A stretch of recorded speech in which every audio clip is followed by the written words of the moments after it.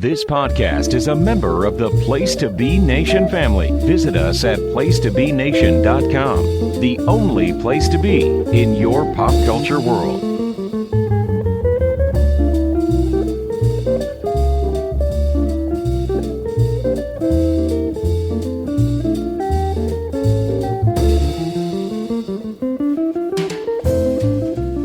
Place to Be Nation, hello, and welcome to another episode of You Don't Know Billy Jack. This is a live watch podcast with me. My name is Drew, and I am joined, of course, by my longtime friend, but no-time wrestling fan, Jordan Darby. Hello. How are you? Oh, I'm doing well. How are you? I'm doing all right. So this is our first episode not watching matches together in person. It's a little bit different, and we have not done a show together in quite some time. Is that correct? Yeah, I would say I've missed all this wrestling stuff, but But well, you you have. well, you know. Yeah, I know you have. Yeah. That's fine. That's fine. But no, Uh, I do look forward to our time together dissecting this strange and wonderful, grotesque freak show that you love. yeah, and that's not even talking about wrestling. I was gonna say, hey, you leave my family out of this.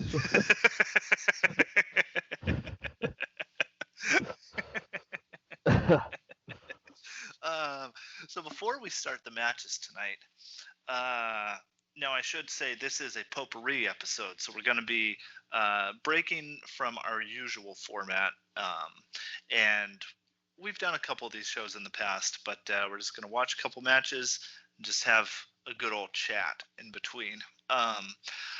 The previous episode, Jordan, I made Isabel watch a match. Oh, okay. Yeah, so How did that go over? well, not good. She did not enjoy it as much as me. But that match did feature Terry Funk, and it also featured barbed wire, much like the match we're going to watch in just a minute here. So there you go. Now, anyways, before we get to the matches tonight, we have a music review by Jordan Darby. I thought we were more just going to talk about I don't know if I have a review prepared. No, now just a quick informal discussion. Now, Jordan, what CD did I force you to listen to?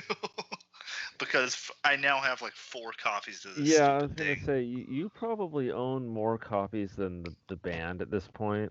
Yes, certainly. But it was the band World Burns to Death. And I honestly am not remembering the title of Dude, the title's the best. The title's the best part of the whole thing. It's something about sodomy. Totalitarian sodomy. There it is. Yeah. I gotta. Okay, so I don't know how what if you really want me to go on this thing, because there's a lot of thoughts there. Because Jack Control will come to your house and yeah, and he looks pretty scary on the back cover of this album. Because he's got face paint on. Yeah, he has face paint. I will say they really love what they're doing. You can tell they really they really put their heart into this thing. That's like the most condescending, like backhanded compliment you could ever give. They really put it in there. Oh, dear. And there's a lot to do with, I don't know. There's a lot of talk about the anus in this thing. A lot. It's weird, dude. Yeah. Uh, It's so let's put it out there. It's very sexual. yes, and we were originally going to record this podcast in closer proximity to when I was really trying to listen to this thing. So Yeah. I can't remember, like, I had some examples in the lyrics, but That's my fault. no, that it's just Drew, I'm happy to have forgotten. It was my pleasure to forget, but uh, yeah, just a lot of weird stuff about excrement and the anus and sodomy, and I don't know. Um, Well, like okay, like I think I told you, he would get like canceled now, right? absolutely. Like Yeah, there's a lot of I mean and most songs are about like other like kind of like these like atrocities that other cultures have committed, which is yeah, I mean that's an atrocity is an atrocity, but it it kind of does it from the it's kind of this ethnocentric view that like America is not right, but like he is right. yeah. Right? Yeah, but it's like that's kind of the most endearing part of it. That's what I'm saying. Yes. They they kind of they put their whole thing into this band. Yes. It- They really do care. So I mean, it's like they would be canceled, but they probably shouldn't be.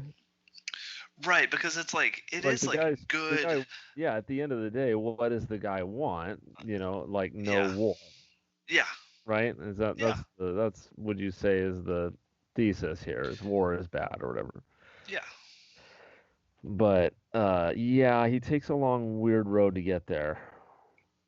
And I couldn't even like I wasn't about to sit and read all the lyrics. I'm just gonna tell you right now. Dude, I have. It's really tough to get through. Yeah, I'm like I said, cool on them, but I that's kind of why Discharge works. Is like the lyrics just punch you in the face and that's it. There's like three lines of song Yeah. and they just jack you up and that's it. He's writing like these full long paragraphs and they're so like over the top melodramatic. Yeah, it's coming at it from a different place that just no longer it's very out of vogue and I'm not trying to Yes. like I'm just it just is. I'm not saying that's a good or a bad thing. Yeah. But like it's from the profane existence, universe Yeah.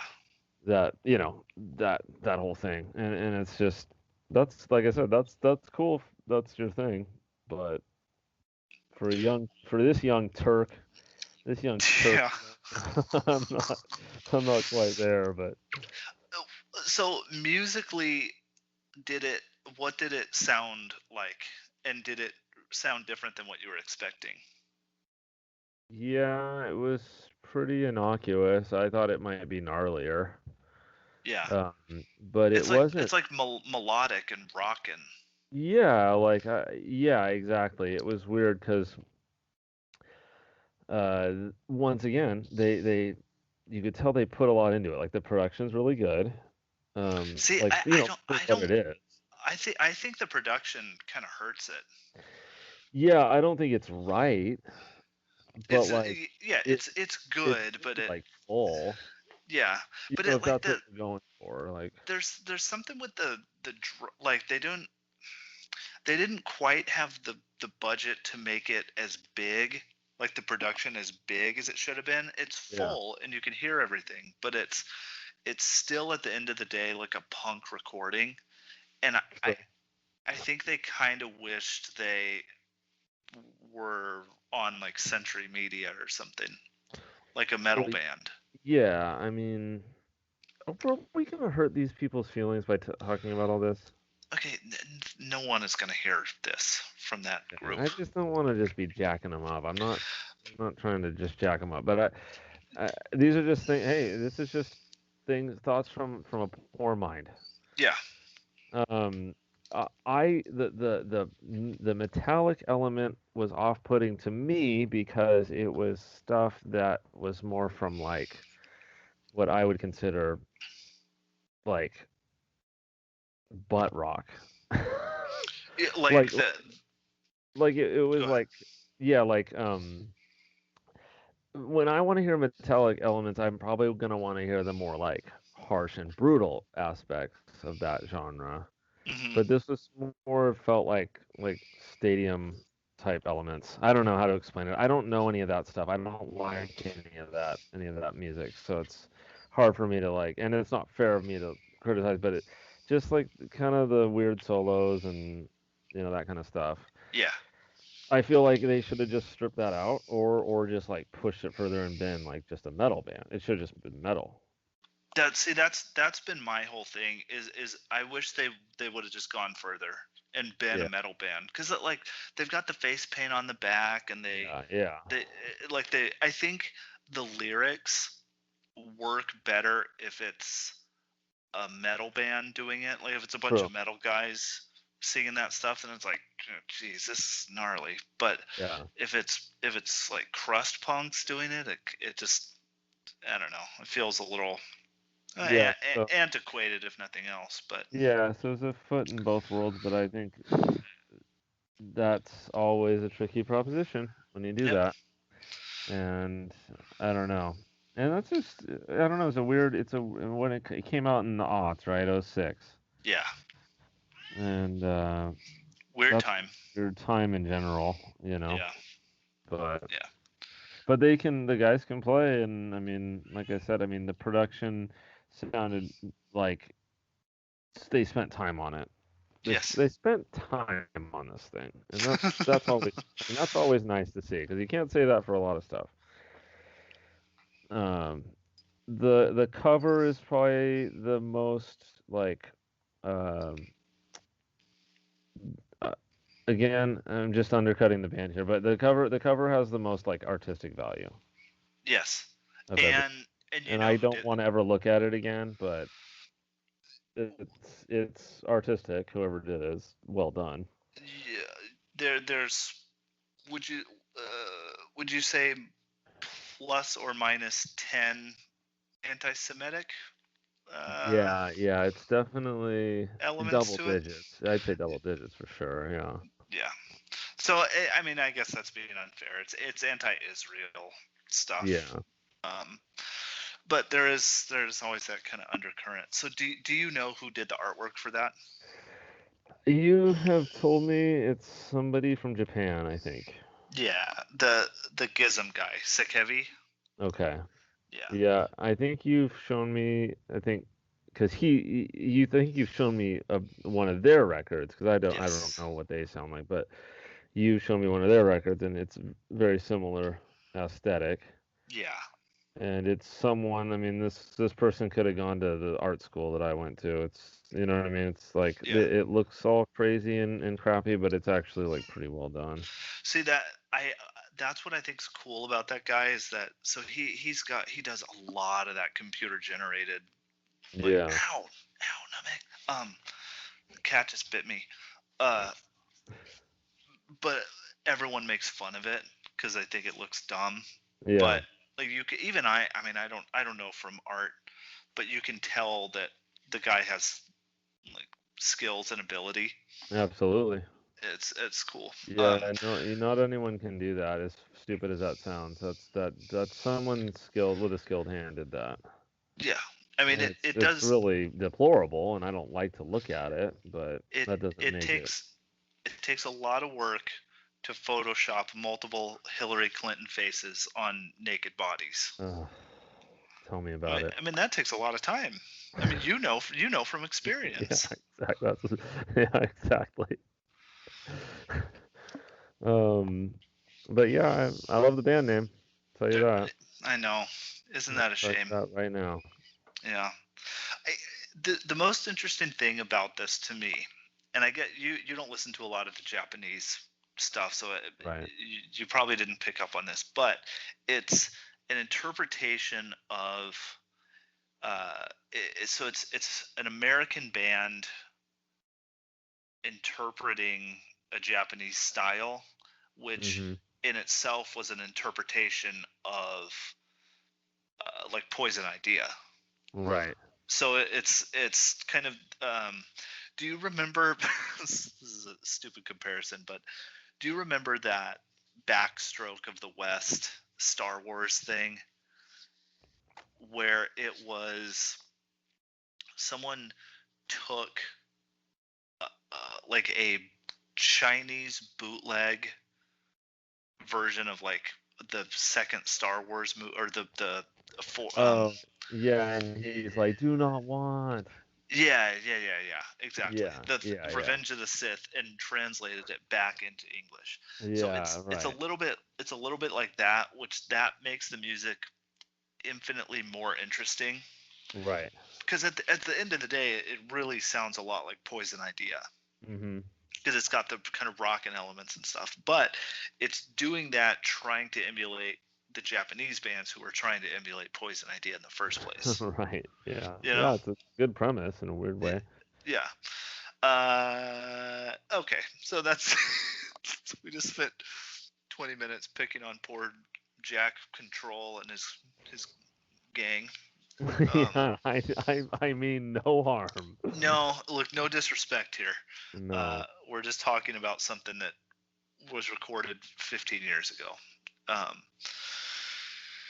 Anyways, speaking of recorded 15 years ago, or 20 years ago, or more at this point, almost 30 years ago, in fact, let's get to our first match of the night. What do you say? Let's do it.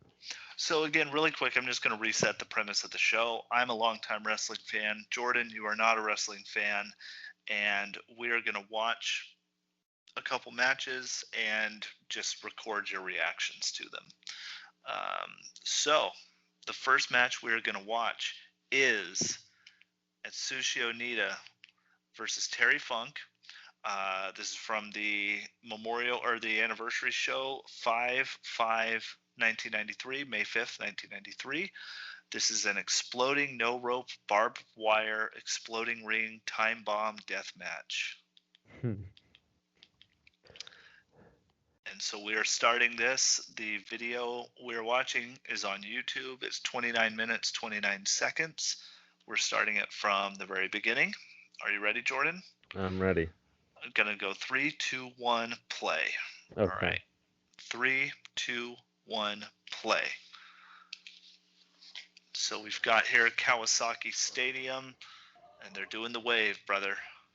They're going for sure. For sure. And look at this setup here. Awesome. Okay, and I can hear a little bit of the sound there, so that's good. Let's keep that going. You want it to be like that? Yeah, keep that. Okay. So you see the match. Yeah, there's or a you see barbed the wire. ring rather. Yeah.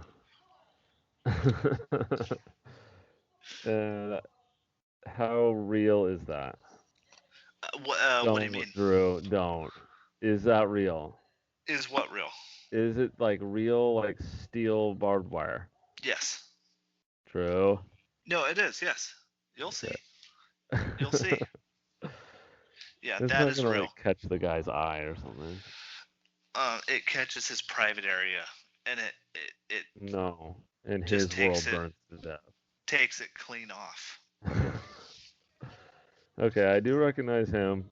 Yeah, Terry we've seen Funk. him before. Yeah. In the Stan Hansen match, remember? Yeah, he's cool. Yes, he is cool. He's like one of the all-timers, right?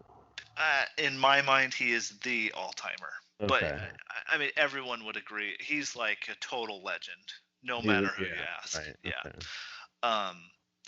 The thing about barbed wire is just think about how long that would take to fake that. Meaning, like you let's say you round off the barbs, right? Yeah. Think about how long that would take. Yeah, unless you use a different material, like plastic or something. Plastic, like barbed wire plastic? Yeah, like molded that just plastic. looks like but real. again, I think that would be too like cost prohibitive or something, you know? Yeah, they're you'd definitely have not to spending a lot of make it- money in this industry. No. I mean, not on these poor guys. No. Look at Terry Funk. Okay, so he's entering and he's wearing a cowboy hat, Yeah. So and this that's is Kawasaki. standard. Yeah, sure. This is Kawasaki Stadium, and it's outside Tokyo, but it's an outdoor stadium. Um, so Like, how awesome. many people are you think there? There is, because they legitimately sold this place out a few times. At this show, there's somewhere between 20 and 30,000. Now, this promotion, it's called FMW, Frontier Martial Arts Wrestling. We've never seen this in our time. No, we have not. What's cool about this group, this was considered an independent group. But I mean, what does that mean for Japan anyway? So this was a group that was started by this guy Atsushi Onita, and they didn't have any television. They didn't have a television show. Okay. To promote their wrestling. Yeah. So the way they got popular was through the magazines and the papers. And I mean, they're just a few years into the promotion at this point, and look at this. I mean, that's pretty incredible. That's grassroots right there. Yeah. Now I'm noting that he's coming out to the song "Wild Thing." Yes. So awesome. And he has a little sheepish grin on his face. Yeah, incredible. So, oh, man. So it's Atsushi Onita. He's, I mean, again, I wouldn't say the all-timer, but he, in terms of like star power and charisma, he's pretty off the charts. Like he knows how to work the people. Yeah. I mean, just look. Yeah, I mean, it looks like I'm watching a movie, like a Van Damme movie or something. Yeah, exactly. Oh, okay. So sorry. So there's actually reported, which it's probably an overestimate, but reported 41,000 people there. Okay. Yeah, it looks like a lot of people. That's a lot of people. Have you noticed the referee? Dude, I'm loving him. Yeah. He looks like a futuristic, like, samurai or something. In like a radioactive suit or something. Yeah. So it's a silver suit with a helmet to protect against the explosions. And a lot of the cameramen and stuff on the outside you'll see are wearing like long coats, and the cameras are covered in aluminum foil. Yeah, this guy's a character, the ref. Yes, he's loving it. Yeah, that's cool. So Onita, he's had multiple. I mean, like Terry Funk, actually, he's had multiple like retirement ceremonies where he claims he's retiring, and then returns like a few months later. You know. That's so cool, dude. Shameless. Yeah. Totally shameless. That's probably the best possible word for him is shameless. Is shamelessness like a prerequisite for being a great in professional wrestling? 100%. Right, you have to have full buy-in. You have to. You have to. Yeah. Otherwise, you can. Yeah, it doesn't work. Yeah, it doesn't work. We should note that Onita, he's already bandaged up. Yeah, on the shoulder and the head. Yeah, that's so cool. Yeah, so we'll just see. I'm not going to tell you like the rules or anything. So just as we're watching this unfold, see if you can kind of pick up the thing to do, or what the rules are for the match. But I really can't say enough about Atsushi Onita. I mean, he's like. I mean, he has really wild matches. There's one where there's a ring in the middle of a pond, like a big pool of water, and so he has to ride a boat out to the ring. There's cage matches that are exploding. Yeah, it's just pure charisma, and like look at what they're doing. Yeah, like they don't want to run into the barbed wire. Yeah. So they're struggling, you know. Yeah. Oh, it's so good. at this point, how many times had Terry Funk like done this in Japan? Like at this point in his career, Um, is he pretty regular there at this point, or? Meaning just wrestling in Japan? Yeah, just like wrestling in Japan.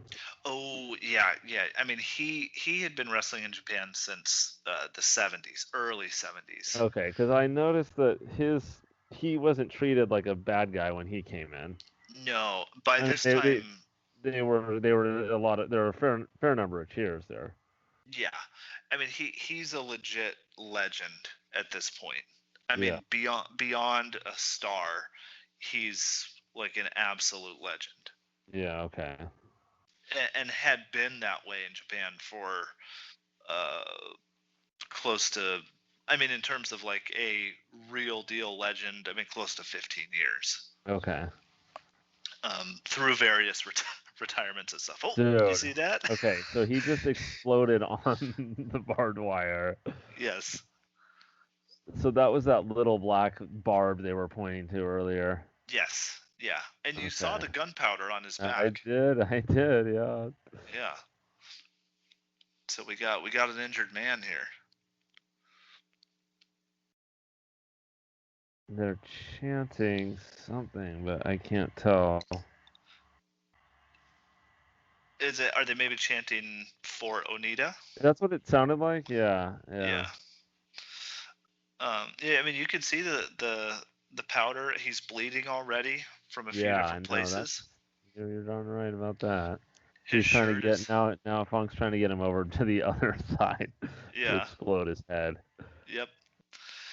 And so one of the great things about Onita is he wears that wife beater, which is such a great visual because it always rips and it always gets bloody and it's like that's like a total, that's like a pro, you know. Yeah, like definitely. he knows how to work with that thing.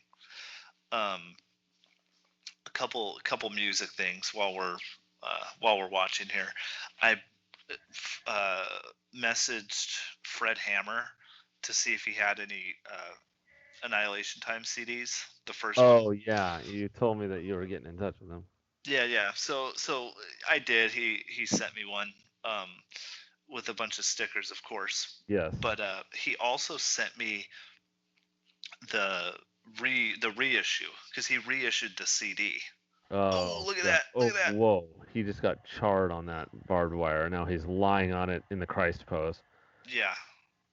That is not by accident, by the way. That pose. Yeah, I don't doubt that. That looks 100% theater right there. Yeah. And they're all calling for him to get up, and even he's yelling "Get up" to him. Yeah. Great. Yeah. So Annihilation Time, the reissue with the big booklet, probably what's in the LP. Yeah. A But lot of paperwork. Yeah. Yes. All the liner notes and everything. Yeah. Liner notes by Ben Edge, by the way. Yeah. Are you familiar? Yes. Vaguely. Did you read them by any chance? No. I mean, it's cool. It's informative, but it's got that classic Ben Edge style where it's like there's an undercurrent of like condescension to the whole thing, you know. Yeah.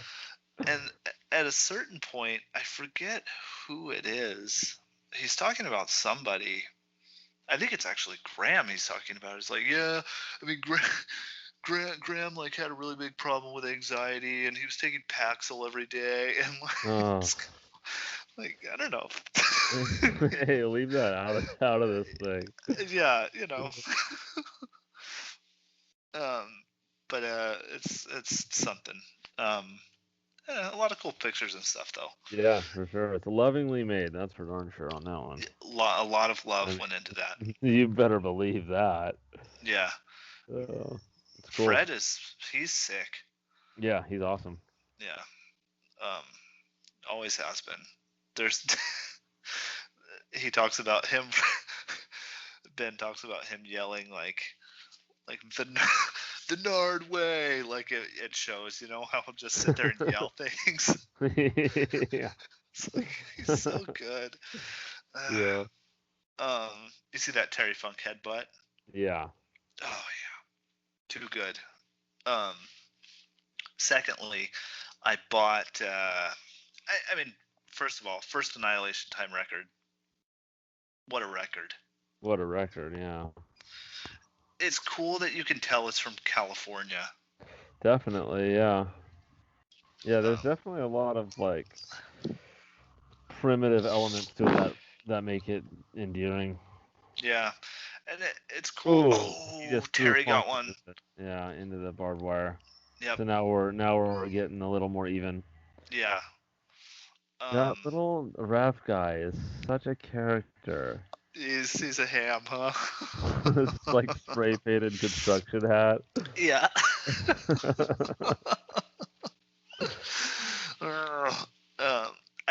I love with that Annihilation Time record. It's cool that it's decidedly like a local record, Yeah. But it like that's not one that a ton of people outside the area really would ride for. Not like the second one, Of course, yeah. But it's so good.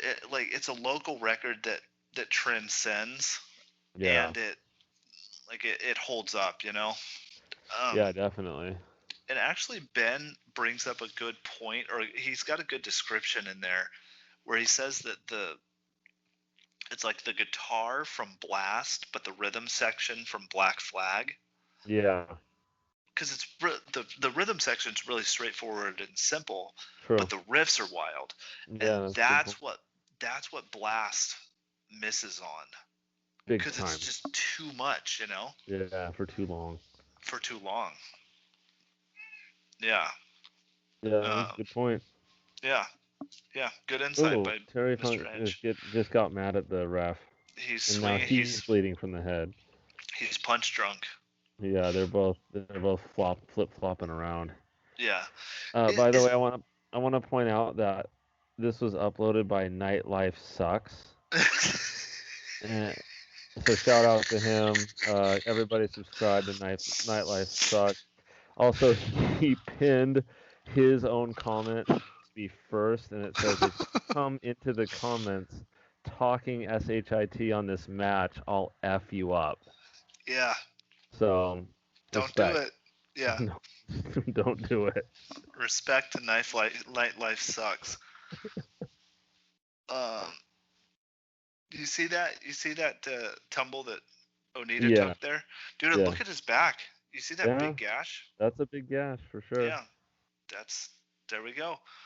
I mean, that's like, do you agree that this is real barbed wire now?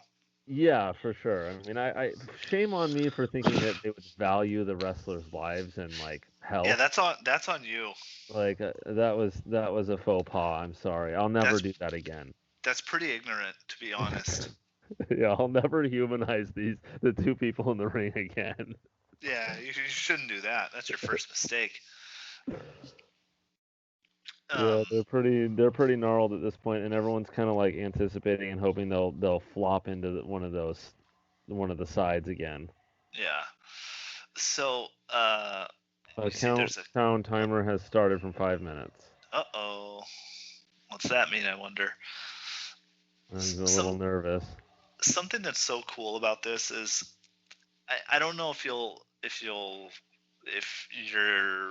capturing this or not, or if you're getting this, but they're wrestling the match as if there were 41,000 people in this huge stadium. Yeah. Does that make sense? Yeah, for sure. Everything is so big and grandiose, and definitely it's fairly slow moving.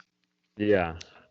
But they're really selling, and like all the movements are so dramatic, and yeah, they're like putting everything into this thing. Yeah, it's so cool. That's like, again, that's the mark of like a true pro, is when you know how to work to the size of the building you're in, Definitely. I love that. I wonder what it would be like to wrestle to like 40 people. I mean, I can show you those matches. Yeah, I don't want to see those. There's there's one. Phew, maybe I should make you watch.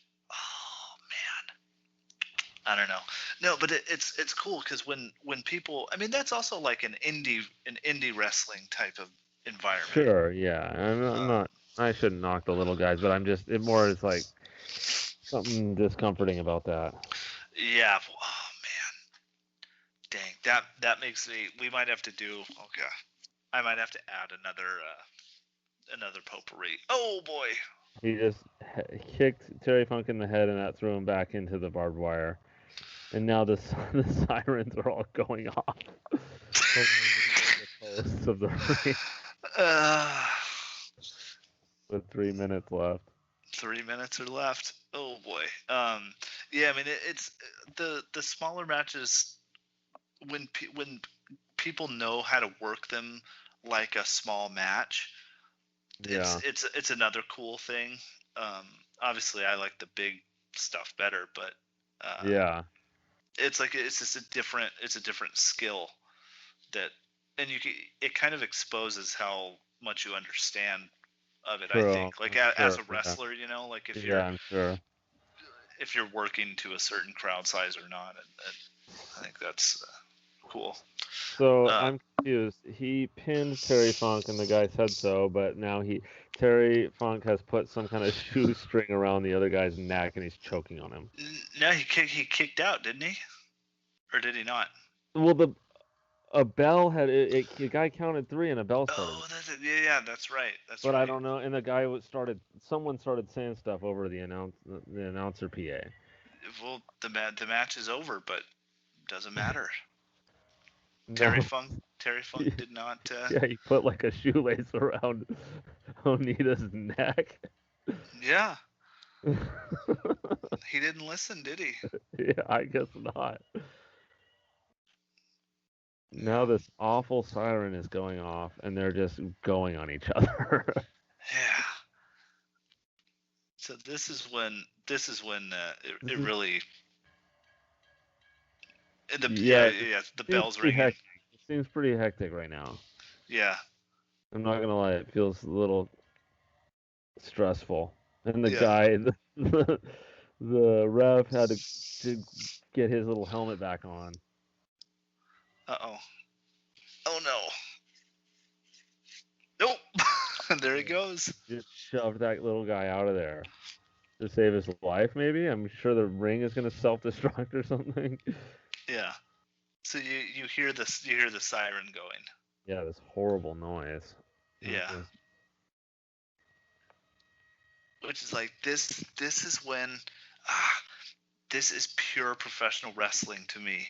When it's like, take a look at this environment. It's this huge stadium. There's this shrill horn going off. Dude, you don't understand. Like, imagine walking into this. Oh my gosh, yeah. Like, what? There's especially in Japan, it sounds like an air raid horn. Yeah. It's like so, like, yeah, it's like shameless. Yeah. So Terry Funk's just laying in there. Onita, look at, he's trying to get him out of there. Yeah. Get out of there. Get out of there. Dude, he's ripping. He's like pulling him by the hair, and now they're exploding. So he just decided to try to cover him and save him. Dude, that was cool.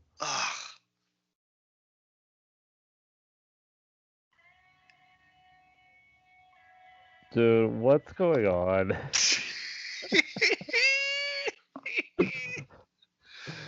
This is so insane.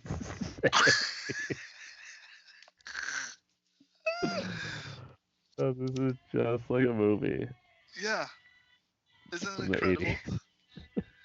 And it's this riff, just this solo just tears in.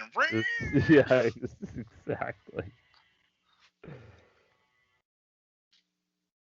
Covered in blood, both of them. Dude. And now he's trying to help Terry. Dude, it's so cool. Yeah.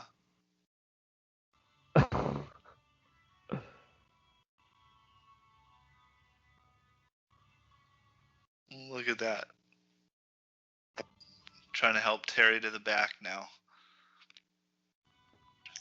Dude, and that's Onita. Dude, everyone's going off. Yes, standing ovation. Yeah, his wife beater is like pink now and looks disgusting. Yeah. No, he's gonna talk. He's gonna talk into the mic now. And he's crying. Of course, that's another classic. Is him crying? He always That's cries. cool. That's cool. Yeah, and the people love him. Yeah. Like, wouldn't you? I mean, I do. Of course. Yeah, of course. Like, imagine, like, look at him. Like, barbed wire wrapped around his neck.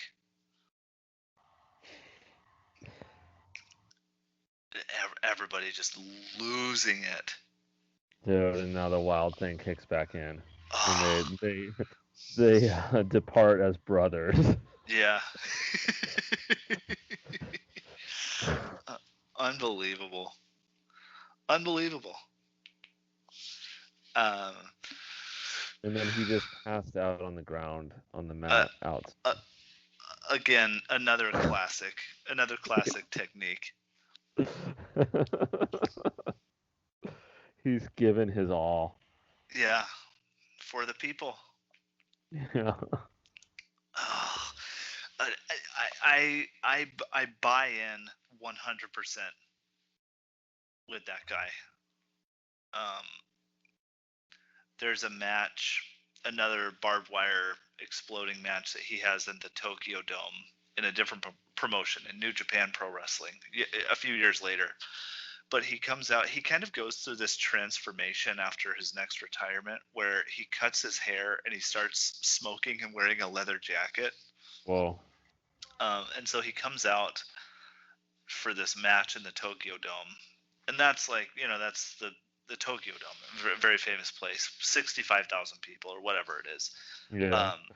And he comes out with a chair and Wild Thing is blaring. He sits down on the entrance ramp. He unfolds the chair, sits down, and pulls out a cigarette and starts and lights it and starts smoking. That's cool. It looks like he just got dissed in this like little locker room meetup. Yeah. And he was crying. Yeah. Because Terry Funk said, "Thanks for saving my life, but next time we do it by my rules," or something like that. Right. He's like, "I don't accept this match," or whatever. That's right. And he's despondent now. He wouldn't shake his hand. Yeah. Look at him. He's despondent. All right. What a character. He's too much. So we'll kind of fade this one out from here. So, I mean, really quickly, your thoughts on this match? Yeah, that was pretty good. It was for it being a no rope barbed wire exploding ring time bomb death match. It moved kind of slow. Yeah. But I guess, like you said, that was kind of the point. They made it like really built up and like sketchy. Yeah. And they looked really gnarly by the end. So I guess what do you want? Yeah. I mean that's the point, and that's what the guy like will build. He has this dramatic plays where he's building up. Yeah. To these big moments in the match, Right. Yeah. So that's his style. Ugh. I love that match so much, man. Yeah, you've probably seen that one a handful. Yeah, I still forget. I have such a bad memory with stuff, though. I mean, you know better than anybody. Yeah. Yeah. It's a mess. All right, you ready for the? Have you recovered emotionally enough for this next match? I'm just like staring at this paused still of him, and he looks so sad and like upset. Yeah. And I just don't want to look away, but it's so horrible. I mean, he's captured your imagination. Yeah, I gotta give him that. Legitimately, right? Yeah, I gotta give him that. Yeah. Okay. I'm punching out of him. I'm on to my WWE. I recently got into a login for the WWE network. Of course. Yeah, it's only 500 a year, but I get all the premium access. Yeah. Yeah, it's great. I get to watch Loch Ness and Lord Steven Regal. You know. all your favorites. Yeah. Okay, what are we doing now? All right. So this next match, uh, this is from WCW Uncensored 1996. This is the Doomsday Cage match. And this is Hulk Hogan and the Macho Man Randy Savage. Now, we have not watched these guys before on this show, correct? Right. No, we have watched We Randy saw Savage. Randy Savage. We haven't seen Hulk. Yeah. But you know who both of these people are. Yes. Yeah. And they are facing Ric Flair and Arn Anderson and the Dungeon of Doom, which consists of honestly, I can't even remember who all is in the Dungeon of Doom at this point. It's Kevin Sullivan is the leader of the Dungeon of Doom. I don't even remember who else is in this match. We'll just have to see. It's new to you too. Yeah, so this is the Doomsday Cage match. Now let's go in, and I'm gonna pause it. Now we're gonna start this match at it's paused at 2 hours 8 minutes and 2 seconds. That's where I am. All right, so let's do a countdown, and you're gonna want to listen because they're gonna explain the rules. The rules are very important in this. Okay. Okay. So the rules come in a few seconds. I think it's like at 25 seconds. But we're gonna start it again. 2 hours 8 minutes and 2 seconds.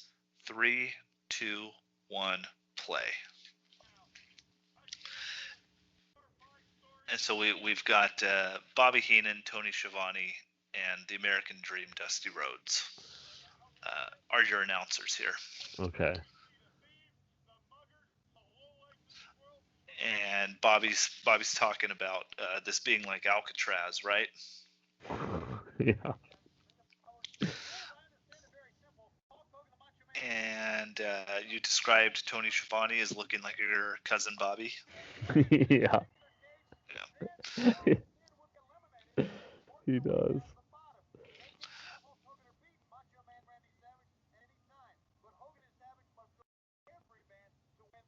Mm. Okay, now did I talk over the rules? No, yeah. They've got to Hulk and Macho Man have to pin every guy through that whole cabal of guys. But if they get pinned just once, they're done, right? Yes. Yeah.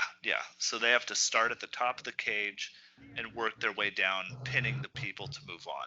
Got it. I would have loved if everyone was in the right place in their lives mentally. I would have loved to have taken Bobby on some kind of tour. Yeah. Like he would have been awesome because like you know how on tour you kind of distill your essence like Yes. and usually for the better like other stuff falls away and I think in his case it'd be like he would just be like I think he'd just be a big road dog. Oh, totally. Like he'd be lifting all the amps and like be all stoked and like yes. He'd just have a ton of energy and he'd be having a blast, you know. Yeah. He'd be awesome. He'd do merch really well. Yeah. He'd take it seriously. Like, he'd drive, yeah. Yeah, and he would like disarm like tension. Totally. Yeah. I don't know. He would just be a great like foil. Yeah. Yeah. Okay, this is the Ready to Rumble guy, right? Correct. Truly one of my least favorite celebrities ever. He's made a lot of money, right? He has made a lot of money. Does he own that phrase in some way? Like, yes. Yeah, I mean, I find him annoying, but I don't know. He's awful. He's real sleazy. He And seems like it, dude. Seems like he just he walked out of a Vegas strip club. I was gonna say, man, that guy's dripping with Vegas, isn't he? Which Yeah, actually that makes him cool in I was my gonna say book. So that lifts him up to you. yeah. Um. So he would do the WCW. He would do for years and years. He would do like the main events and stuff and announce them. He would always get stuff wrong.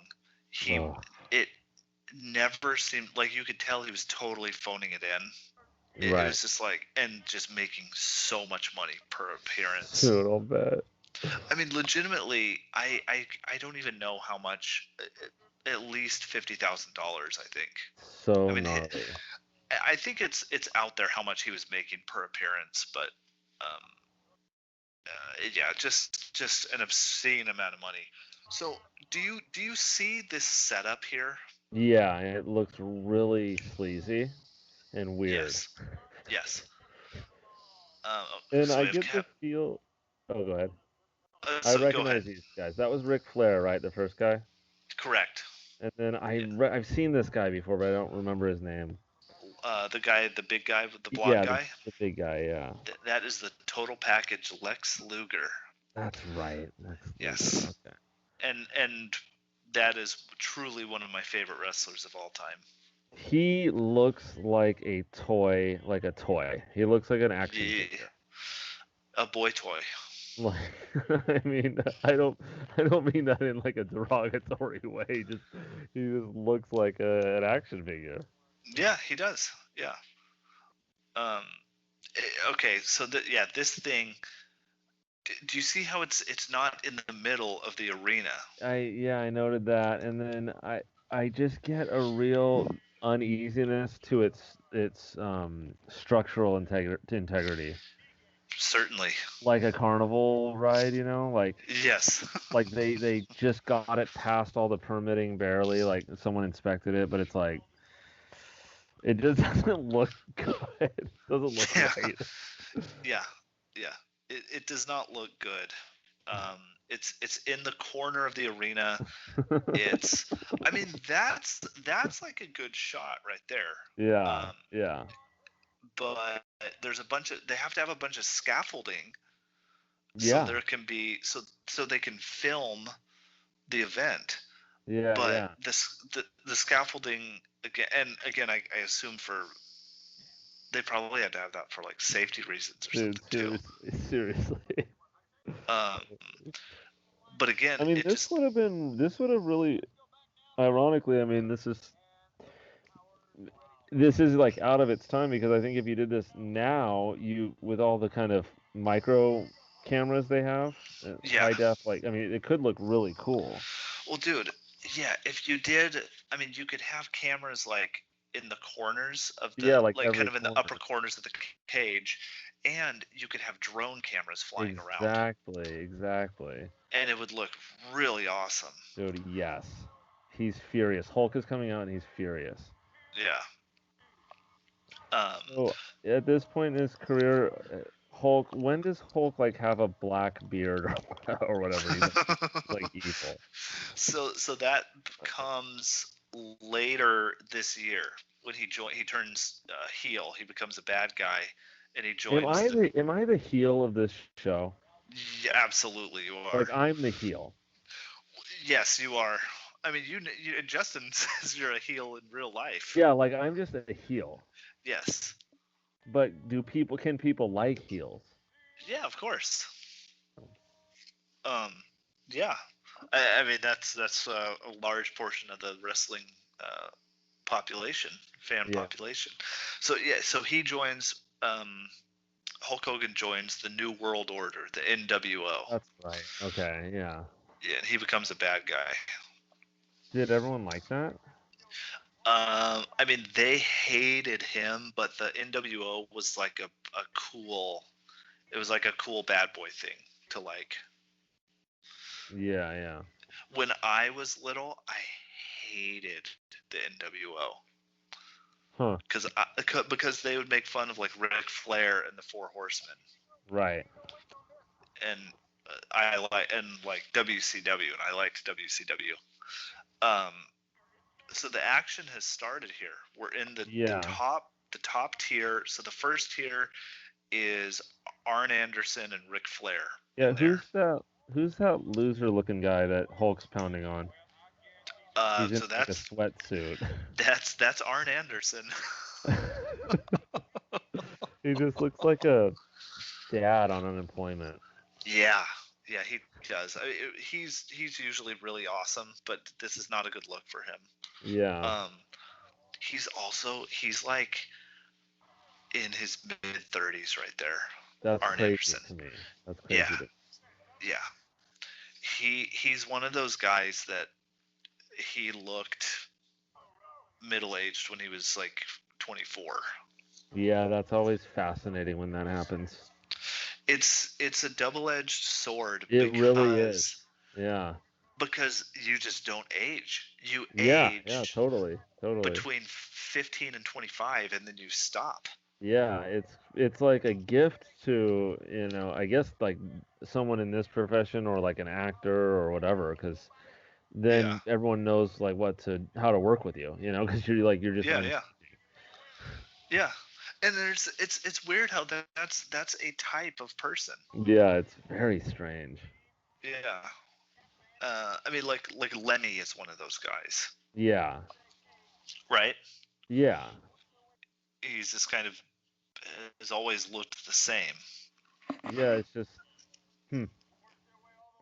I like it. I like the style. Me too. Yeah, I'm jealous of it. I'm I wish I was bald. That's the most Drew quote ever. Yeah, you do. I know. I'm sorry. Yeah, that's all right. I'm sorry you don't have severe like male pattern baldness. Yeah, me too. But that's like I can't win with my body. I mean, that's been long established, but like I want like really gnarly male pattern baldness and just grow out the Julius Caesar part. You want the Julius. Dude, Hulk just ripped his shirt.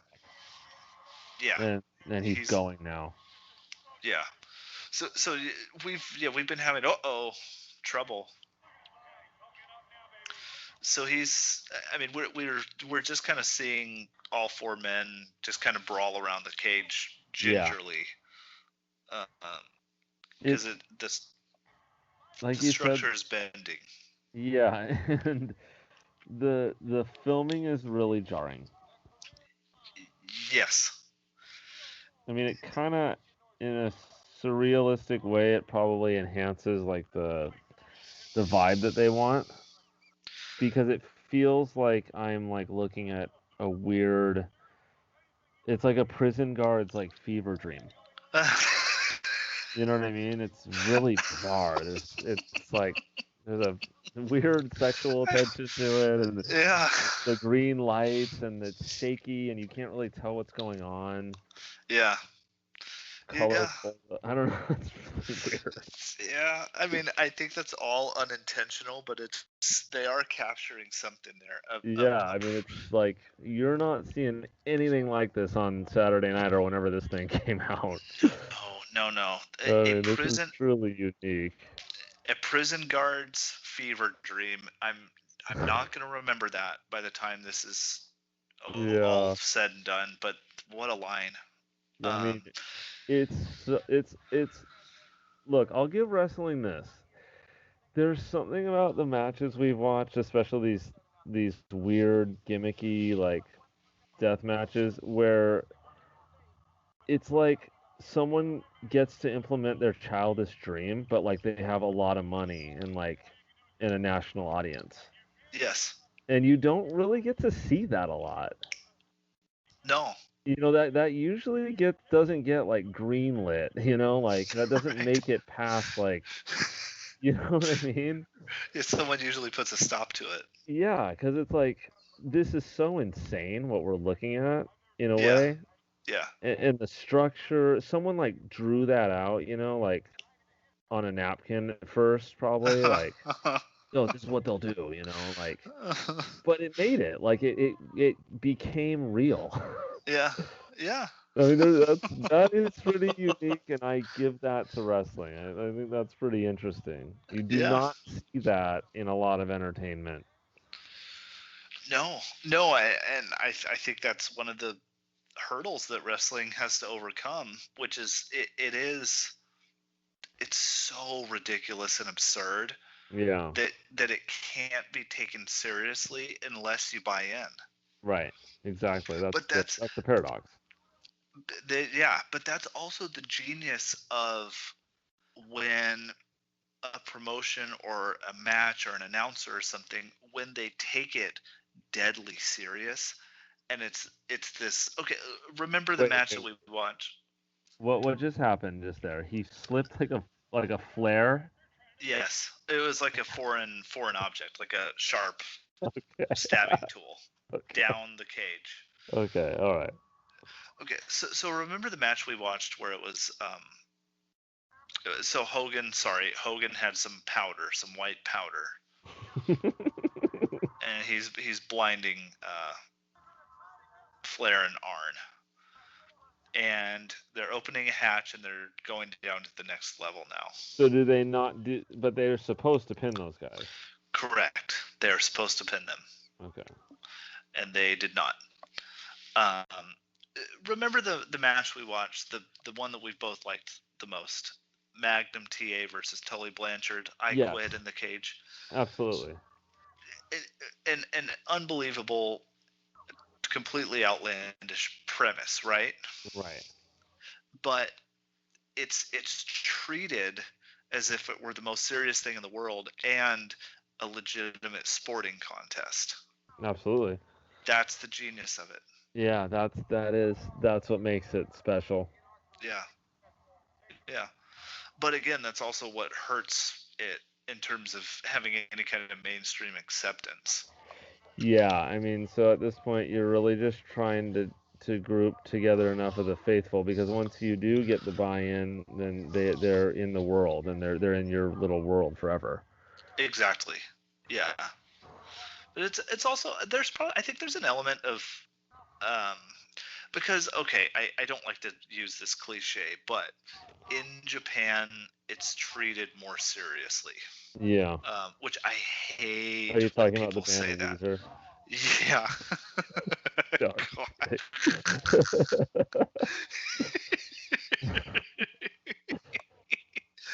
Oh. Very good. Oh man. But I'm just using that as an example. I mean, it's the same in Europe actually too, in like Germany, for instance. But I think there's something with like Americans get so bristly and personal and possessive over sports that I think the idea of someone lying about sports, I think really, I think there's like a cultural discomfort with that in America. Yeah, it's interesting. That's very possible. But okay, so what we have here on this second level is it's a two-part cage, right? Yeah. There's a door in the middle of the big cage, and Macho Man and Hulk are locked in one side with Lex Luger and Kevin Sullivan. Ming and the Barbarian are on the other side. They've been locked out. That split screen was really hard to follow. Yes. When they were just showing them each in a different side of that room. Very hard. It lost me for a bit there, to be honest. Yes. Me too. And now they're outside of the cage onto the scaffolding. Who's this Kevin other guy that Sullivan looks like Hulk? Like a little Hulk. So that's Kevin Sullivan, one of my top 3 least favorite wrestlers ever. He looks like a weird, lazier, like smaller Hulk Hogan. Yeah, he looks like a golem, like a Hulk golem. Yeah, he does. He looks like Hulk's golem.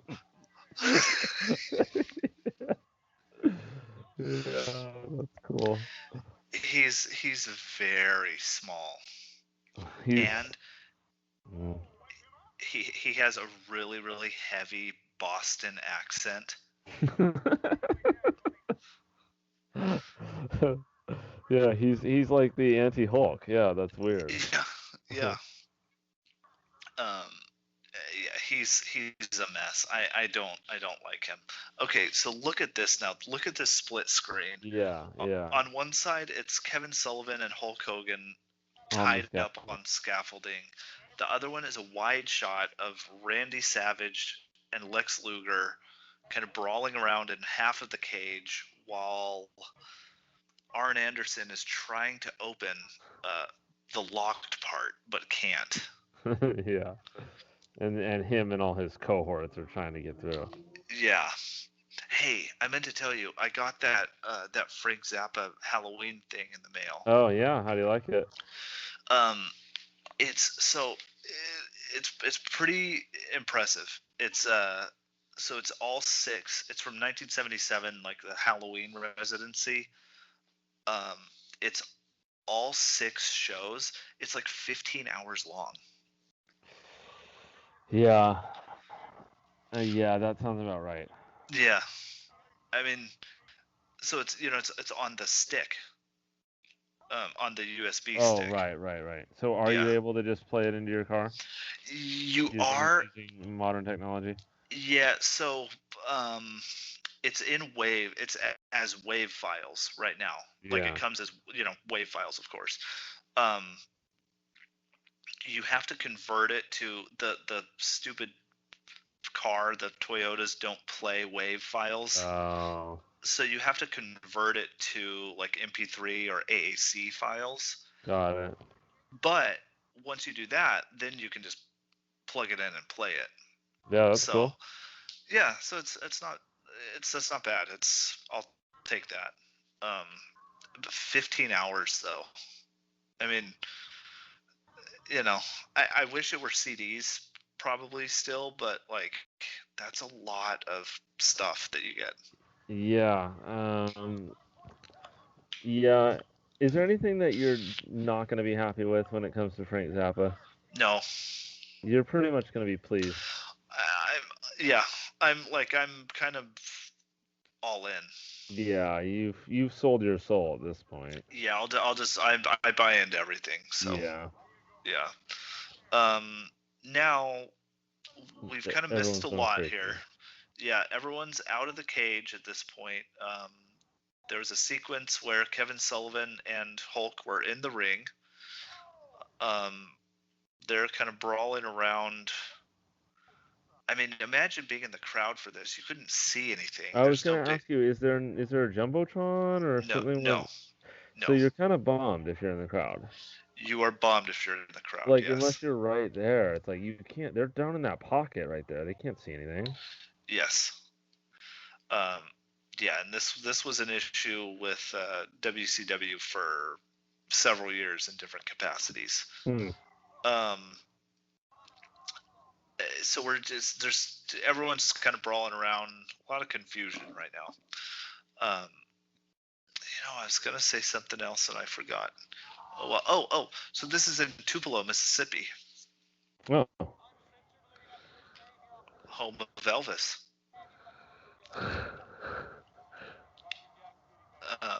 I've spent a lot of time in Tupelo, actually. I was gonna say, I bet you have some weird story about Tupelo, Mississippi. Well, it's right. It's close to where my grandparents lived, Baldwin, Mississippi. Right. Okay. Yeah. So there you go. A decent outlet mall. Huh. Yeah. Not great, but decent. Hulk just loves the crowd. He loves the crowd. And that's what made him, right? Yeah. Yeah. I mean, he's so good to the crowd. Like, that's the whole thing. I mean, I know it's really pedestrian. I don't like wrestling like that, but he makes me feel like good. Like he's performing for me. Yes. I mean, you just hit on the reason why he is the most famous professional wrestler ever. Yeah, it's pretty crazy to like watch him. Because a lot of these guys are really good at kind of engaging the audience a little bit here and but Yeah. like he's like sacrificing some art to like bring me here. Yeah, I mean, you as soon as he walked out, you said, "Yes, there's Hulk," and he's Yeah, mad. yeah, exactly. And this is him past his prime in every way. He's in Right, a smaller company. I mean, at this point, a lot of the fans had kind of turned on him. right. Like he was getting a lot of boos and stuff. Um, I don't know. I don't remember how much of that was on this match, but I mean, he's still got it though. Like Definitely, he captured you for a moment, definitely. Yeah, and the fact that you said that he sacrifices art in order to do that. I mean, that's also a pretty dead on. I mean, I'm pretty impressed that you were able to pick up on that because, I mean, because you can tell it's like this is. I mean, he's very lowbrow, yeah, right? exactly. Yeah, for sure. But it doesn't matter because he got you. Yeah, he brings you in. Yeah, and so you're just whatever he's doing, you're all in. Yeah. Yeah, yeah. Oh man, I would. Ooh, I don't like when they do the private stuff. Is that because you think it hurts them? Yes, that looks You, so horrible. you The think about your own privates being hurt. Yeah, I don't want someone to put Macho Man Randy Savage, split him across that guardrail like that. Anybody. So at this point, it's turned into essentially just a tag team match, right? Yeah, it seems Where like exactly, and it just seems kind of like a drunken brawl. yeah, they've left the ring or the cages. They're just kind of brawling in the ring and around the ring, and there's two men Dude, coming out now. what the heck is this? Now, Jordan, I want to tell you something. That's not Debo. What? Who are these two? Who are these guys? Well, so do you know the Tiny Lister? Debo from Friday, right? Yes, Debo Is from that Friday. him? That's him. I didn't want to be. I didn't know if I was being racist because I was like, dude, that looks just like Debo. You are being racist, but that is him. You're right, but in addition, I happen to be right. Yeah. And then who's this really grizzly white guy? So Jordan, let me tell you, he debuted on the TV show the week prior under the name The Final Solution. No. Yes. No.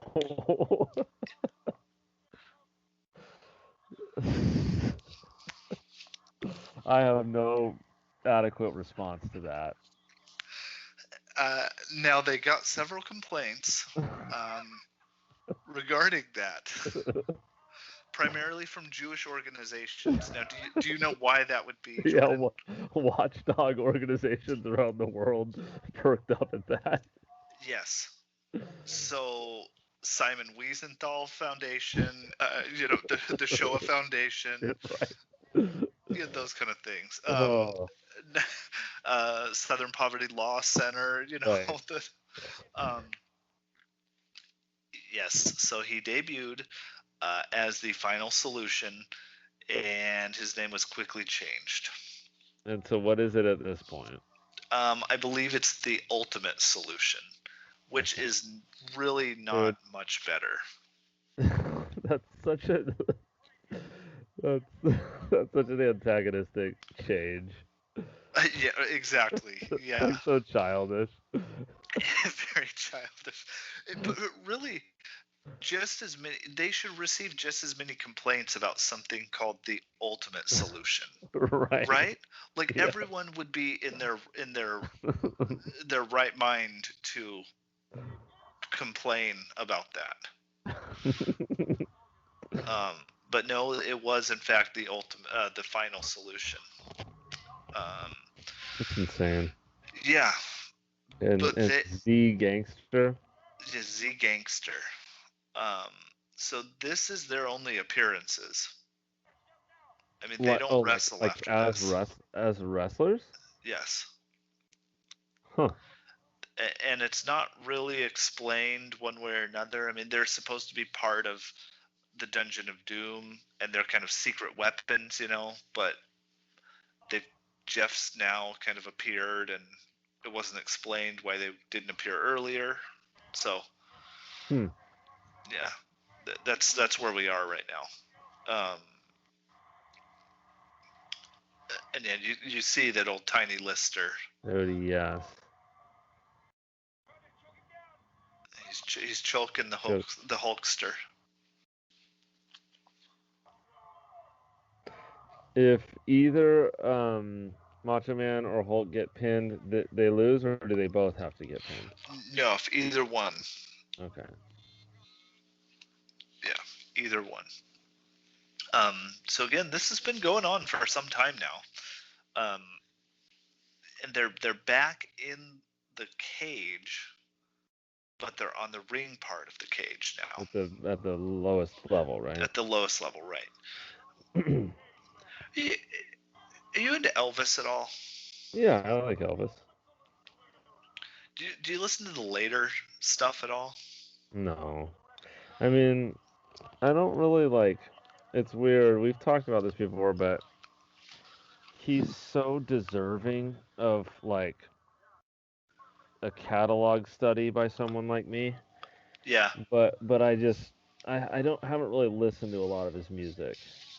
You know what I mean? Like Well, dude, it's very intimidating, right? that's the first thing, but it's also like so much to do was made about like him not really being much of a songwriter or like actual player. Yeah. So it's like it kind of kills it. Yeah. I mean, he's so cool, but Yeah. I don't know. It kind of keeps me a little at bay, but I'll get there. Yeah. There's time for Elvis. Who is this? Who was that? Jimmy Hart. Jimmy Hart. Jimmy Hart. Like Owen Hart? Do they have any relation? Different. No. But just Jimmy Hart. He's aligned at this point with the Dungeon of Doom. Okay, yeah, he is very happy. Yeah, previously he was aligned with Hulk Hogan, but turned on him. Yeah. Jimmy Hart, in his younger years, he was in Memphis. I mean, speaking of Elvis, he was in the Memphis territory in the early '80s, and like incredible manager, a bad guy manager, but so good and so funny. Man, oh man, oh man. Yeah, you can tell he's got a little bit of a character to him. Yeah, a legit musician too. Seriously? Yeah. He's in a band called the Gentrys. Dude, more of that powder. Yeah, more of the powder. Hulk has a frying pan. And more people are in the ring now. Yeah, 2 frying pans. So Flair and Arn, they got out of the locked cage, and everyone's just getting hit with frying pans here. That white guy is pretty scary looking. Why did he do that name? So that was chosen for him. I think he's like huge, but he's also like really muscular. Yeah. He's big. Pretty scary looking. Yeah. They should not have done that. No. And I mean, he is bald and white. So. Yeah, and he's wearing those white camo, the gray and white camo. It's just, I don't know, man. It's a bad scene all the way around. It's a bad scene. Dude, a weighted glove. Yeah, here we go. Lex Luger. Oh boy. Dude. How he stutter stepped and then just did it. Yeah. So they're now they're getting escaping out of now. there. Oh. But gotta pin them. Match is over. Was that the last guy that they needed to pin? Because they had to pin all of them, right? That was the only person they pinned. Huh. No one else was pinned.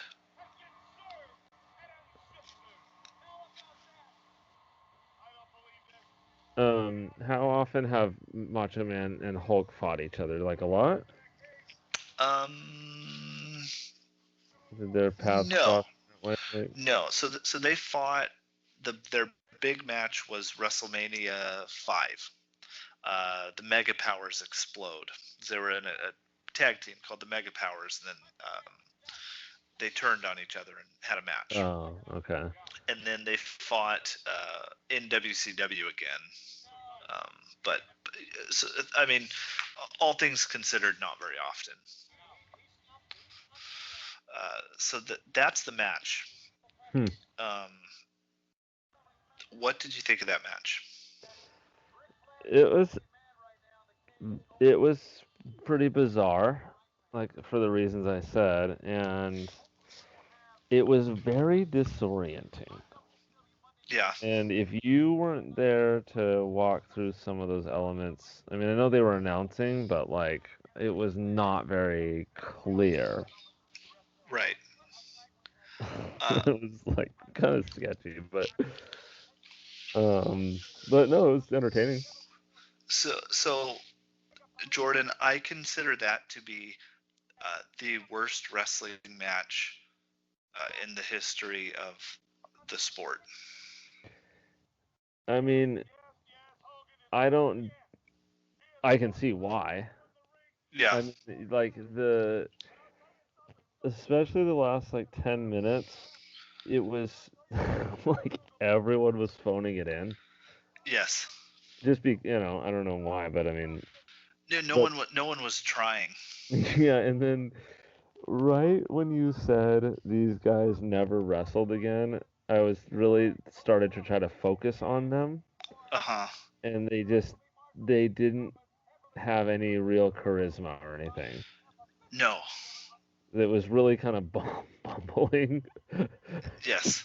And like just, I don't know, it's just kind of comical. Yeah. No, I think. Sorry, hold on. The credits are awesome. Yeah. It's just everyone's first name. Electronic graphics, Bill. Video, Ron. This is great. Wow, that's wonderful. You wouldn't see that anywhere else. I'm serious. You're not going to see security director Doug. I don't know.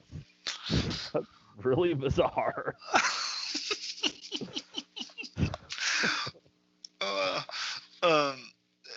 Yeah. So this, I think not like they didn't adhere to the rules of the match or the stipulation. Right. You know. Yeah, because were they not supposed to pin everyone on the bad guys? They were supposed to stay in the cage. They were supposed to pin each person in the match and then move down the cage after pinning each person. Yeah, it got kind of out of hand pretty early. Yeah, and I figure, I mean, so I'm gonna turn this off now. I mean, fair enough to them. They probably were up there and just figured like I'm not doing this.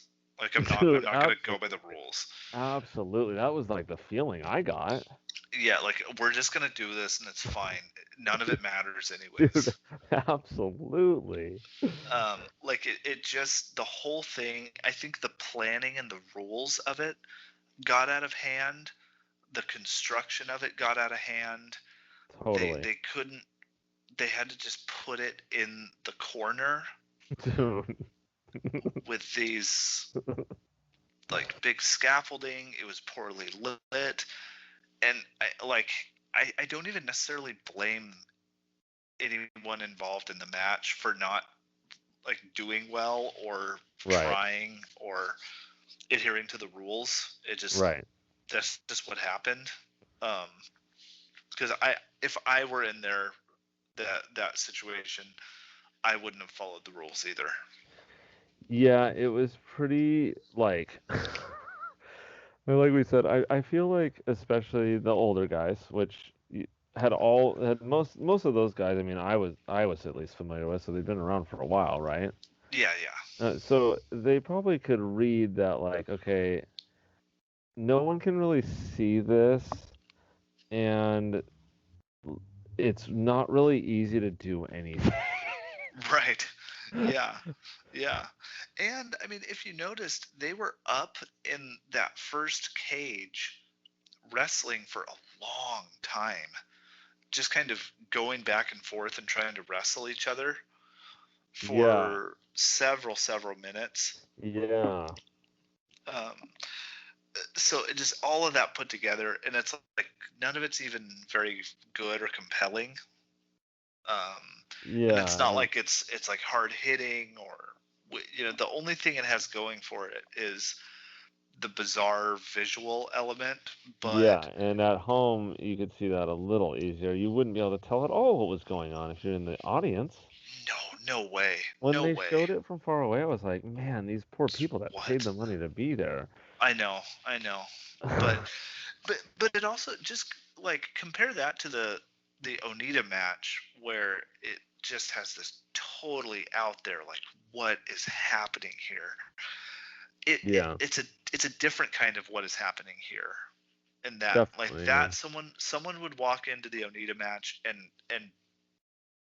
they, see you watching it and just be confused and like intrigued and like grossed out. But someone walks in to see you watching the Doomsday Cage, and it's like embarrassing, Yeah. right? But there is a really weird, surreal element to that cage match. I'm telling you, No, really. I'm but like I it's said, like not a you're good not gonna see surreal though. you're not gonna see anything even close to that flipping through the channels. Did you ever watch Punky Brewster? Yeah, Do you remember the episode where it they're like scared they're the crap out of me. Are you talking about the yes, scary episode? the scary episode in the cave? The cave, Drew. The cave. That episode really, really, really scared me. Really? Yeah. It didn't it didn't scare me like what a lot of and you know what Hazel has this too where it scared me but I wanted to keep watching and like learn about it Yeah. and like was kind of like obsessed with it. Yeah. That's Uh, I mean, man, yeah. But anyway, go on. I know you're connecting this. just that's what it reminds me of because there's similar lighting, there's similar darkness, there's similar like confusion and Mhm. the the there is that surreal element of trying to make like create a different world within a sitcom with that soft lighting and everything. Yeah, Is that's that true. is that That's fair true. Yeah, enough? definitely, Can you get there? definitely. Yeah. So I don't remember. Is it a boy gets sucked into the cave? I honestly don't really remember, but yeah, somebody like goes missing, Yeah, and their head appears in the wall at one point, yeah. and it's super disturbing for a little guy.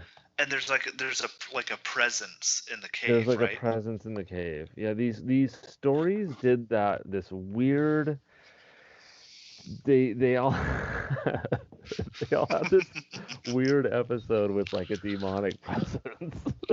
Yeah. Like, did you ever see the Care Bears? Oh yeah.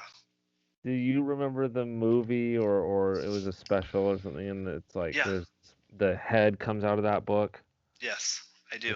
it's this presence, right? It's like Yeah. it's this evil, like supernatural.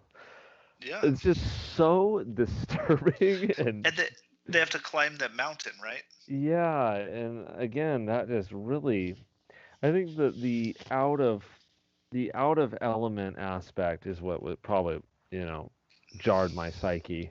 Yeah. Because you're expecting the Care Bears, right? You're expecting Right. something really kind of innocent. Yeah. Well, okay. Did you ever see the My Little Pony movie? Did your sisters ever watch that? I don't think so. I can't remember. If they did, they weren't like big into it. Okay, because I mean, again, that's the same thing. There's like an evil like witch thing Yeah.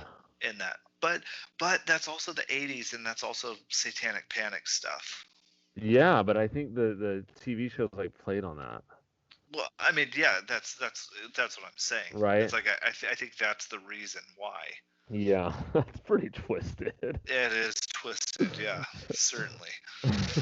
Um, Jeez. Well, all right. Let's get out of here.